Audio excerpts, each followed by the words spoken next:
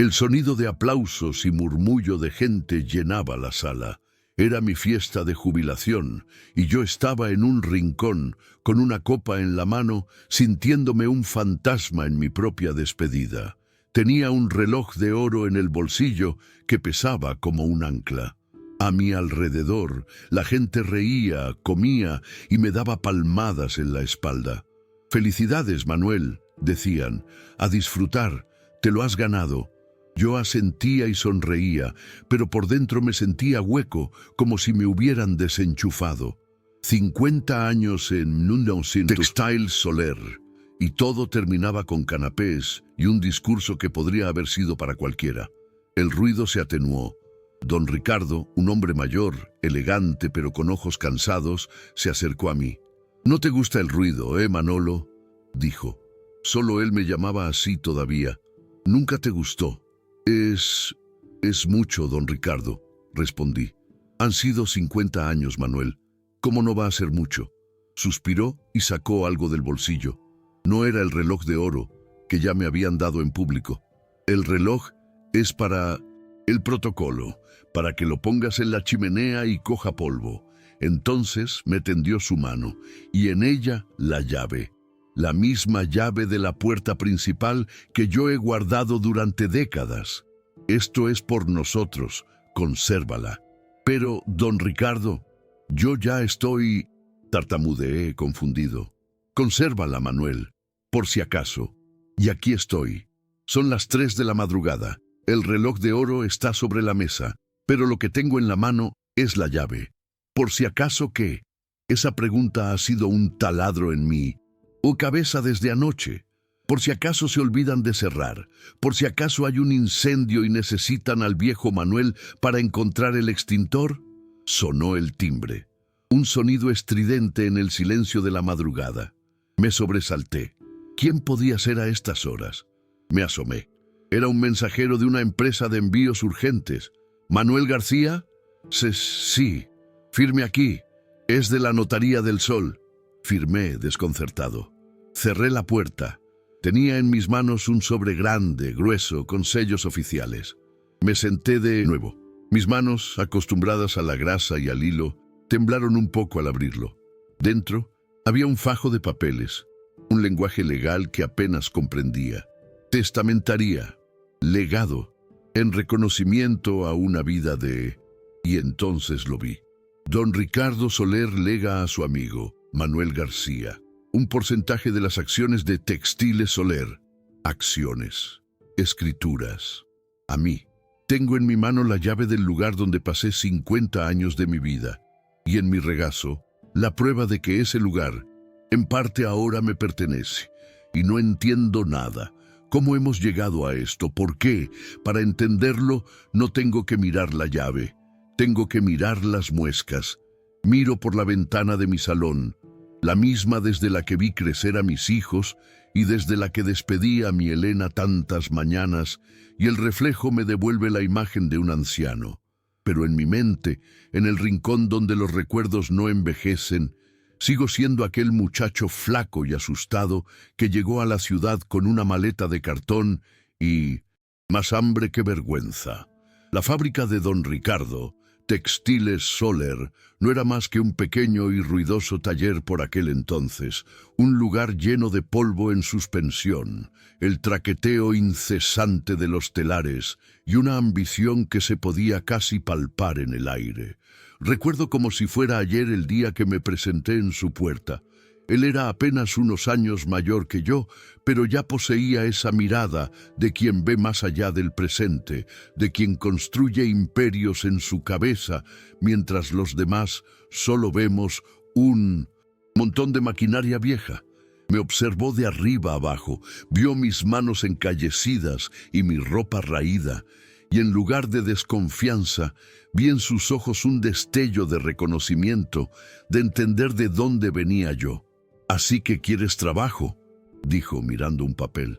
«La experiencia que pones aquí es... ninguna». «Sé trabajar, señor. Lo que haga falta», dije nervioso. «Veo tus manos», sonrió levemente. «Están hechas para el trabajo duro. Pero, ¿está tu corazón hecho para la lealtad?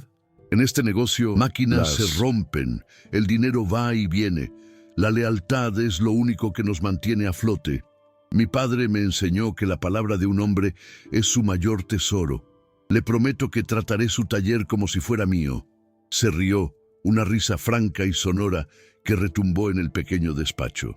Eso es todo lo que necesito saber, Manuel. Me basta con eso. Empiezas mañana mismo. Aquel apretón de manos selló un pacto no escrito que duraría medio siglo. Fue mucho más que un simple contrato de trabajo.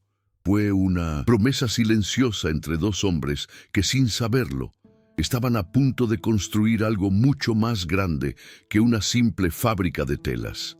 Estaban a punto de construir una vida, la suya y la mía, entrelazadas para siempre.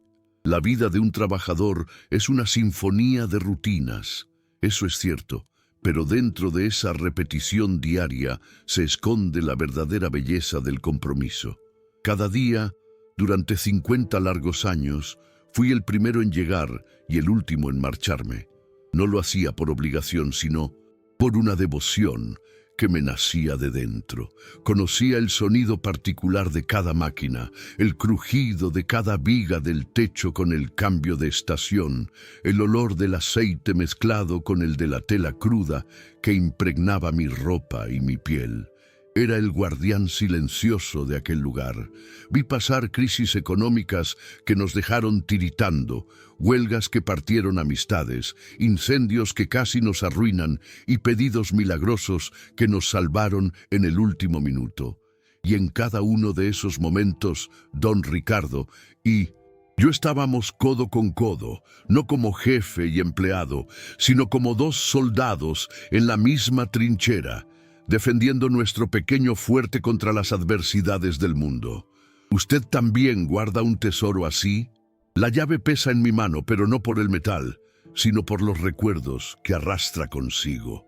Antes de que existiera don Ricardo, el empresario con la mirada puesta en el futuro, existía simplemente Ricardo, un chaval flacucho como yo, con las rodillas siempre llenas de raspones y una sonrisa que podía desarmar al más pintado. Vivíamos en el mismo barrio, en esas calles sin asfaltar, donde el polvo del verano se nos pegaba a la piel sudada y el frío del invierno se colaba por las rendijas de las ventanas. Nuestras familias no tenían mucho, apenas lo justo para ir tirando, pero en la escasez aprendimos el verdadero valor de las cosas. Un trozo de pan, una canica de cristal, un rato más de juego antes de que tu madre te llamara a gritos para cenar. Éramos dos críos navegando en el mismo barco de la necesidad, y sin saberlo, estábamos forjando un ancla de amistad que resistiría todas las tempestades que la vida nos tenía preparadas. Recuerdo con una claridad que asusta aquellos mediodías de sol abrasador, cuando el hambre apretaba de verdad. Mi madre a menudo hacía malabares para poner un plato en la mesa y había días en que mi almuerzo era más un deseo que una realidad. Ricardo, cuya familia estaba un poco mejor, pero sin tirar cohetes, siempre aparecía con su bocadillo, envuelto en papel de estraza. Me miraba de reojo, veía mi disimulo, mi intento de parecer que no pasaba nada. «Uf, qué barbaridad», decía, partiendo el bocadillo en dos mitades generosas. «Mi madre cree que soy un ogro. Hoy me ha puesto demasiado, y no voy a poder con todo. Anda, ayúdame, Manolo, que si no, me va a reñir por tirarlo». Yo sabía que mentía. Su madre, la señora Carmen, medía la comida al gramo, pero yo aceptaba, fingiendo que le hacía un favor, cómplice de su generosidad. Ambos sabíamos la verdad que flotaba en el aire. Aquel gesto, repetido tantas veces, no solo alimentaba mi estómago, sino que me enseñó que la generosidad más pura es la que no necesita palabras ni espera agradecimientos. También fue él quien me enseñó a andar en bicicleta. Tenía una vieja Orbea, heredada de su hermano mayor, oxidada y sin frenos, que para nosotros era como una máquina de carreras. Yo era torpe y miedoso, y cada vez que intentaba mantener el equilibrio, acababa en el suelo con una nueva herida en la colección de mis rodillas. Me sentía un inútil, frustrado y a punto de rendirme. «No puedo, Ricardo, me caigo siempre», le gritaba. «Claro que puedes», jadeaba él, sin soltar el sillín. «El problema es que miras al suelo. Si miras al suelo, te vas al suelo. Mira hacia adelante, Manolo, mira al futuro. Confía, pedalea». Y corría detrás de mí hasta quedarse sin aliento, gritándome palabras de ánimo. «Ya lo tienes, sigue». Y un día, de repente, sentí que ya no me sujetaba. Miré hacia atrás y lo vi a lo lejos, sonriendo, jadeante. Había encontrado el equilibrio. En aquel momento no lo supe, pero Ricardo no solo me enseñó a pedalear, me enseñó a mirar siempre hacia adelante, a confiar en que, aunque te tambalees, puedes seguir avanzando. Éramos especialistas en pequeñas travesuras, de esas que no hacen daño a nadie, pero que nos daban un chute de adrenalina. Nuestra favorita era colarnos en el huerto del señor Anselmo para robar higos. El viejo Anselmo era gruñón, pero tenía un corazón de oro, y creo que en el fondo le hacía gracia nuestro sigilo de pacotilla. Una tarde nos pilló con las manos en la masa, o mejor dicho, en la higuera. Un carraspeo a nuestra espalda nos heló la sangre. «Ajá, así os quería pillar, par de granujas. Ya veréis cuando se lo cuente a vuestros padres». Yo me quedé paralizado del susto, incapaz de mover un músculo. Pero Ricardo, siempre más rápido de mente, saltó delante de mí. «Señor Anselmo, por favor, no. ¡Se mueva! ¡Mire! Allí, en esa rama alta, rápido, antes de que se vaya». «¿El qué? ¿Qué pasa?», dijo él intrigado, mirando hacia arriba. «Un nido de jilguero africano. Son rarísimos. Mi abuelo dice que si ves uno, te trae suerte para toda la vida. Mire, mire qué colores». El señor Anselmo entornó los ojos, buscando el pájaro inexistente. Ricardo me dio un codazo y susurró: «Ahora».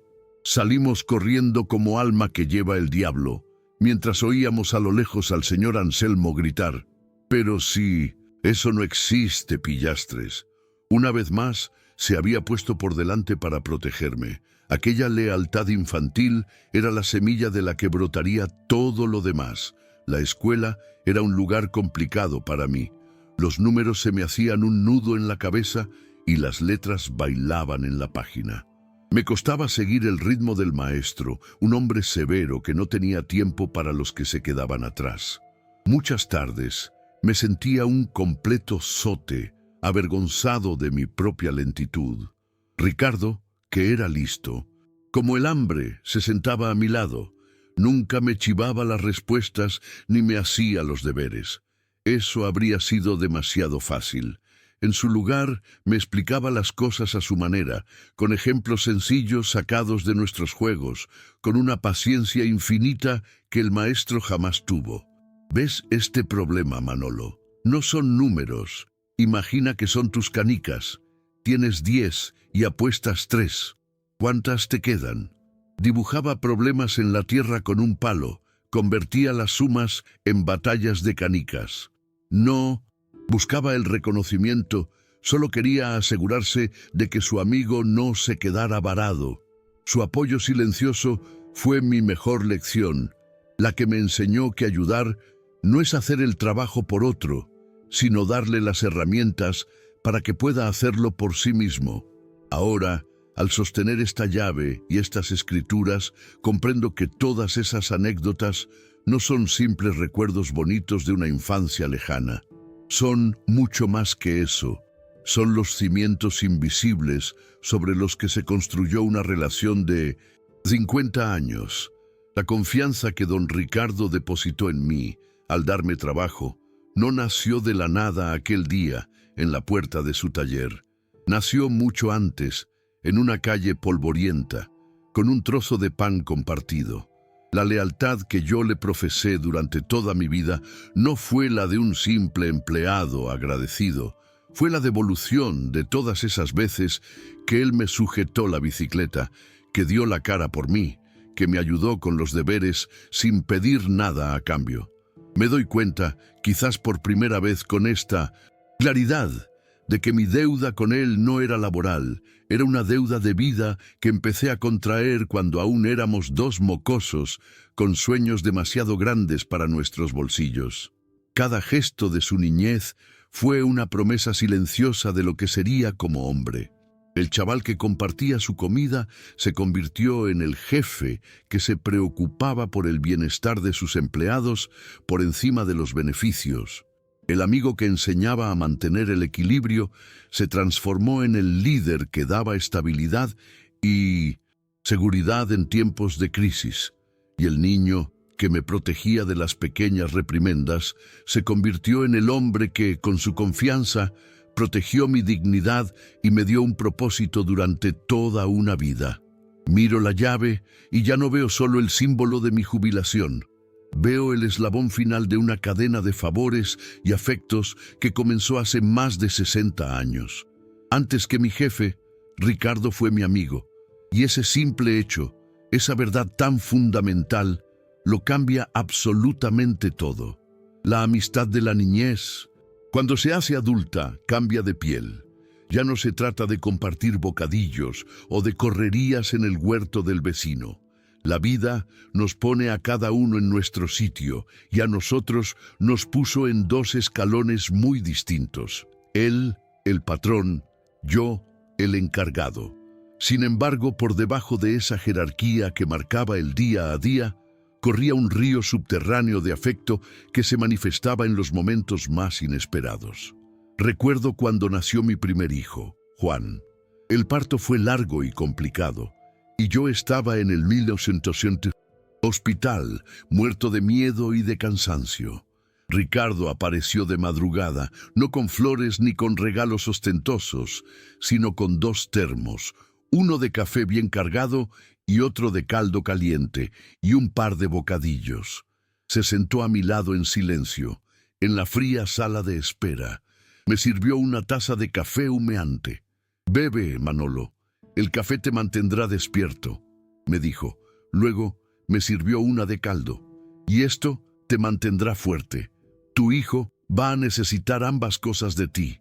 No dijo «felicidades». Palmada en la espalda. No me dio una. Dijo exactamente lo que necesitaba oír. En ese gesto entendí que, aunque el mundo nos llamara don Ricardo y Manuel, para él, en lo importante, seguíamos siendo Ricardo y Manolo. Hubo una época, cuando los niños eran pequeños, en la que el dinero no llegaba para todo. Una gotera imprevista en el tejado, una visita al dentista que no entraba en los planes. Eran pequeños desastres que desbarataban nuestra humilde economía. Yo jamás le habría pedido un adelanto. Mi orgullo es lo poco que siempre he tenido, pero él lo sabía. Tenía un sexto sentido para detectar mis preocupaciones, por mucho que yo intentara disimularlas con una sonrisa. Un viernes, al recoger mi mono de trabajo del vestuario, noté un bulto en el bolsillo. Era un sobre con dinero y una nota escueta, escrita con su letra apresurada, para apagar fuegos, sin preguntas. No era una limosna. Era un salvavidas lanzado con una discreción que me permitía conservar mi dignidad.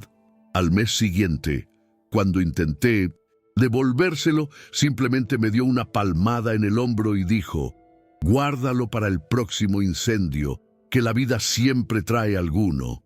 Nunca más se volvió a mencionar el asunto. Cuando mi padre falleció, el mundo se me vino encima. Tuve que volver al pueblo para el entierro, un viaje largo y penoso que en aquel entonces se hacía en un autobús destartalado. La noticia le llegó a Ricardo por otro compañero, pues yo no fui capaz ni de llamar. A la mañana siguiente, un coche elegante, con chofer, estaba aparcado en mi puerta. El conductor me entregó una nota. «Manuel, que el viaje no sea una preocupación más. Un abrazo fuerte». Nos llevó a mi Elena, a los niños y a mí hasta el pueblo, y nos esperó los 2 días que duró el velatorio y el entierro para traernos de vuelta. Ricardo no vino, no llamó. Supo que en esos momentos de dolor profundo las palabras sobran y que el mejor apoyo es el que no se ve, el que simplemente te quita piedras del camino para que puedas transitar tu pena. Aquel gesto silencioso me sostuvo más que cualquier pésame o discurso bien intencionado. Fue la prueba de que su afecto no necesitaba de grandes escenarios. No todo fueron dramas. También recuerdo su presencia en las pequeñas batallas cotidianas. Una vez compramos una máquina alemana, una maravilla de la tecnología que, sin embargo, se nos atragantó a todos. Las instrucciones parecían escritas en otro idioma, y yo, que siempre me había enorgullecido de conocer cada tornillo de la fábrica, me sentía un completo inútil. Pasé varias noches en vela, intentando descifrar aquellos planos endiablados. Una de esas noches, cuando ya solo quedábamos él y yo, se acercó. Yo estaba sudando, frustrado, con las manos llenas de grasa. «Esta pieza del demonio no entra», dije exasperado. «Es la tercera vez que lo intento. El plano dice una cosa, pero la máquina dice otra». «A ver», dijo arremangándose la camisa. «La ingeniería alemana es terca. ¿Y si probamos a girar esta placa primero? El plano dice Achtung, y esa palabra nunca significa nada bueno». Sonrió, y allí nos quedamos, hasta las 4 de la madrugada. Él sujetando una llave inglesa, yo apretando un tornillo imposible. «¡Ahora dale!», gritó. Hice palanca con todo mi cuerpo, y entonces, clic, un zumbido suave. La bestia cobró vida con un ronroneo perfecto. «¡Lo tienes!», exclamó, dándome una palmada en la espalda que casi me tira. «Sabía que podías, viejo amigo». No me ayudó como un jefe, sino como un cómplice. El día que por fin pudimos comprarnos la casa, esta misma casa desde la que ahora les hablo, fue uno de los más felices de mi vida, pero la mudanza fue una pesadilla. Para ahorrar, decidimos hacerla nosotros mismos, con la ayuda de algunos familiares. Era un sábado de julio, con un calor que derretía el asfalto. Estábamos agotados, sudorosos y de mal humor, cuando un coche paró frente al portal. Era Ricardo, en vaqueros y con su hijo adolescente. «He pensado que os vendrían bien un par de brazos más», dijo con total naturalidad. «Vamos, Ricardo Jr., enseña esos músculos». «Pero, don Ricardo, ¿cómo se va a poner usted a cargar?», protesté. «Menos don Ricardo y más sujetar por ese lado, Manolo, que pesa», dijo levantando ya un sillón. Y allí estaba, el dueño de una de las textiles más importantes del país, bromeando con mis hijos. Campeón!», le dijo al mío. «¿A que no me ganas echando una carrera con este sofá hasta la cocina? El último que llegue es un lento». Al final del día, compartió con nosotros una tortilla de patatas y una cerveza caliente sentado en el suelo de un salón todavía vacío. Aquel día no vi al empresario, vi al amigo de la infancia. A veces su apoyo llegaba desde la distancia, en pequeños detalles que yo apenas registraba en su momento. Cuando le tocó empezar a viajar por Europa para abrir nuevos mercados, solía enviar postales a la fábrica. Eran para todos, con un saludo general, pero en las que me llegaban a mí siempre añadía una postdata personal a mano. «Dile a Elena que he visto unas telas en Lyon que le volverían loca. O pregúntale a Juan si sigue entrenando con el equipo del barrio». Eran frases sin importancia aparente, pero demostraban que, incluso a miles de kilómetros, negociando contratos millonarios, una parte de su mente seguía conectada a mi pequeña vida, a mis preocupaciones y alegrías. Guardé algunas de esas postales en una caja, sin saber muy bien por qué. Ahora entiendo que eran pequeños telegramas de afecto, balizas que me recordaban que nuestra conexión iba mucho más allá de las paredes de la fábrica. Hubo un momento especialmente delicado cuando mi hijo pequeño, el que siempre fue más rebelde, tuvo problemas serios en el instituto. Estaba a punto de dejar los estudios, metido en malas compañías. Elena y yo estábamos desesperados, no sabíamos cómo manejar la situación. Se lo comenté a Ricardo de pasada, un día en el taller, más como un desahogo que como una petición de ayuda. «No sé qué hacer, Ricardo», le dije, con la voz cansada. «Se me va de las manos. Este chico, Elena llora todas las noches, va a arruinar su vida». Él me escuchó atentamente, asintiendo, sin darme consejos vacíos. Solo me puso una mano en el hombro. «Ningún chico se arruina si tiene un padre que no se rinde, Manolo. Déjame hacer una llamada. No te prometo nada, pero déjame intentarlo». Una semana después me llamó a su despacho. Me dijo que un viejo amigo suyo dirigía una escuela de formación profesional, un lugar con mucha disciplina, pero también con grandes oportunidades. «He hablado con él», me dijo. «Le he contado el caso de tu chico. Cree que puede ayudarle. ¿Por qué no habláis con él?» No fue una sugerencia, fue una solución servida en bandeja. Había movido sus hilos, había usado su influencia, no para un negocio, sino para encauzar la vida de mi hijo. Ahora, al repasar todos estos momentos, siento una especie de vértigo. Me doy cuenta de que, mientras yo me afanaba en ser leal a su empresa, en cuidar de sus máquinas como si fueran mías, él, en silencio, estaba cuidando de mi vida. Cada uno de estos gestos, que en su momento me parecieron actos de bondad aislados, eran en realidad los hilos de una red de protección que él había tejido a mi alrededor y al de mi familia. Yo estaba tan concentrado en mi trabajo, en mi papel de hombre de confianza, que no supe ver la dimensión real de su amistad. No era la gratitud de un jefe hacia un buen empleado. Era el cariño incondicional de un hermano que nunca tuve. Y me avergüenza un poco admitir que he necesitado llegar a este punto, al final del camino, para comprender la verdadera magnitud de la deuda que tengo con él. Una deuda que no es de dinero ni de trabajo, sino de vida. La llave sigue en mi mano, pero ahora su peso es distinto. Ya no es el peso muerto del final de una era, sino la carga vibrante de un nuevo comienzo. Sostengo esta pequeña pieza de metal y las escrituras en mi regazo, y siento como si estuviera equilibrando 50 años de mi pasado con un futuro que jamás me atreví a imaginar. La primera luz del alba se filtra por la ventana, tiñendo la habitación de un color anaranjado y suave, y con ella llega una claridad que me atraviesa el alma. Me doy cuenta de que don Ricardo no me ha dado un regalo de jubilación. Me ha entregado las riendas de nuestra historia compartida. Ha confiado en mí no solo para cuidar de sus máquinas, sino para custodiar la esencia misma de su vida y la mía. La sensación de ser un trasto viejo, una pieza de museo, se ha disuelto por completo, reemplazada por la certeza de que mi valor no residía en mi fuerza física, sino en la solidez de mi lealtad, un activo que, lejos de devaluarse con el tiempo, se había vuelto inapreciable. He necesitado toda una noche para procesarlo, para entender que su gesto no era un acto de caridad, sino de profunda justicia.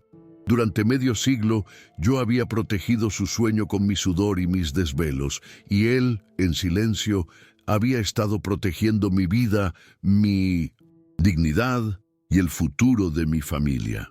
Ahora comprendo que nunca fuimos realmente jefe y empleado en el sentido estricto de la palabra. Éramos dos hombres que partieron de la misma nada, dos muchachos de barrio que se prometieron lealtad con un apretón de manos y que habían mantenido esa promesa por encima de todo. Él puso la visión, el riesgo, el capital. Yo puse la constancia, el sacrificio, el corazón, y al final, en el último acto de nuestra vida laboral conjunta, él reconoció que mi aportación, aunque silenciosa y sin brillo, había sido tan fundamental como la suya. Estas escrituras no son un regalo, son el saldo final, la liquidación de una deuda de amistad. Me sentí visto, verdaderamente visto, por primera vez en toda mi existencia, y esa sensación de reconocimiento era más valiosa que todo el oro del mundo.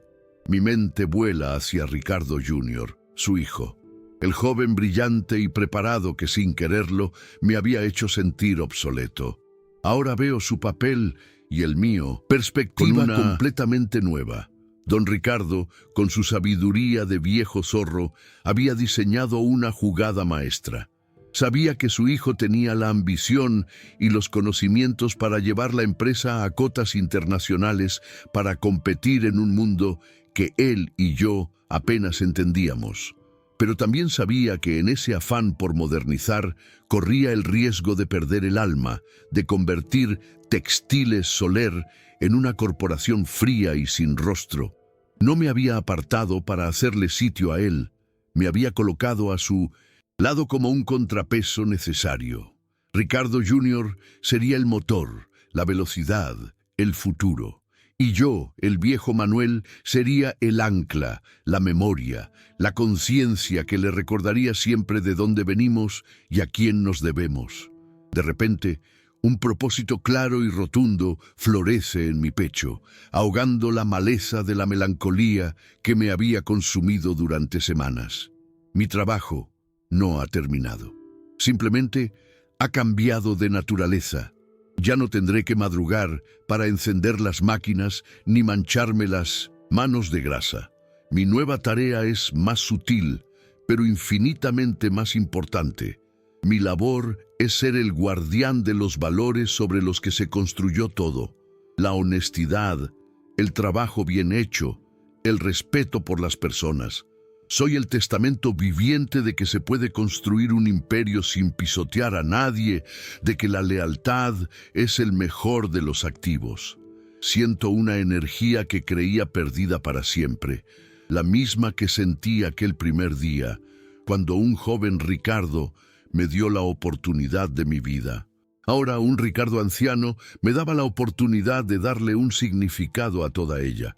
Miro de nuevo la llave que me entregó esa última tarde, la que me dijo que conservara por si acaso. Qué ingenuo fui. Yo pensaba que se refería a un por si acaso nostálgico, por si alguna vez quería volver a pasear por los pasillos vacíos y recordar viejos tiempos. Qué ciego estaba. El por si acaso era este. Por si acaso entendía su último mensaje. Por si acaso estaba preparado para asumir mi verdadero lugar. Esta no era la llave de un empleado retirado, era la llave del custodio. No abría simplemente la puerta de la fábrica, abría la puerta a una nueva dimensión de mi existencia. Era la transferencia simbólica de una responsabilidad que iba mucho más allá de la producción de telas. Era la llave del alma de la empresa, y él me la había entregado a mí, a su amigo Manolo, el único en quien confiaba para no perderla jamás. Una determinación férrea se apodera de mí. No puedo quedarme aquí sentado, regodeándome en esta revelación. La gratitud, si no se traduce en acción, es un sentimiento estéril. Me levanto del sillón, dejando las escrituras sobre la mesa con un cuidado casi reverencial. Voy al armario y saco mi mejor traje, el que usé en la boda de mis hijos, el de las grandes ocasiones. Mientras me visto, noto que mi espalda ya no me duele. El peso que me encorvaba no era el de los años, sino el de la incertidumbre, el del miedo a la inutilidad. Y ese peso acaba de desaparecer. Me miro en el espejo y no veo a un jubilado, veo a un hombre con una misión, un hombre que camina hacia el acto más importante de su vida, no con la arrogancia del poder, sino con la serena confianza de quien sabe que está haciendo lo correcto. Antes de salir, cojo el teléfono y marco su número. Responde al segundo tono, como si estuviera esperando mi llamada. No hacen falta grandes discursos ni explicaciones. Las palabras sobrarían entre nosotros. Estoy en camino, Ricardo, le digo, y mi voz suena y firme, segura. Hay una pequeña pausa al otro lado y luego escucho su voz, teñida de una profunda emoción. Lo sé, Manolo. Sabía que lo entenderías. No dijo más. No necesitaba hacerlo. En esas pocas palabras estaba contenido medio siglo de confianza ciega, de entendimiento mutuo. Cuelgo el teléfono sintiendo que ese breve intercambio ha sido la conversación más importante que hemos tenido nunca. Me ha dado su bendición, su visto bueno para que proceda como mi conciencia me dicte, como siempre he hecho. Y eso es todo lo que necesito. Llego a la fábrica y camino por sus pasillos con una autoridad que no emana de un título, sino de una vida entera dedicada a ese lugar. Los trabajadores me miran con una mezcla de sorpresa y curiosidad. Convoco a Ricardo Jr. y a los jefes de sección a la sala de juntas. Entran en silencio, expectantes. Ricardo Jr. me mira, nervioso. Manuel, ¿qué es esto? ¿Qué significan estas escrituras? Mi padre no... Silencio, muchacho. Escuchad todos. Digo con una calma que me sorprende a mí mismo. Me siento a la cabecera de la gran mesa de caoba, el sitio que siempre le había correspondido a don Ricardo. Saco las escrituras del maletín y las despliego lentamente sobre la superficie pulida. Luego coloco a su lado la pequeña y vieja llave. El silencio en la sala es tan denso que se podría cortar con un cuchillo. Todos los ojos están fijos en mí, esperando. Durante 50 años, empiezo. He sido el encargado, Manuel. Conocéis mis manos, conocéis mi voz en el taller. Hoy soy algo más. Miro a Ricardo Jr. Don Ricardo y yo empezamos juntos, en el polvo de un taller que apenas se sostenía. Empezamos con nada más que hambre y lealtad.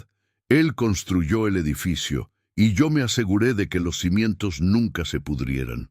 Toco las escrituras con un dedo. Esto es el reconocimiento de mi jefe. Es su generosidad. Luego, levanto la llave para que todos la vean. Brilla bajo la luz. Pero esto es el símbolo de mi promesa.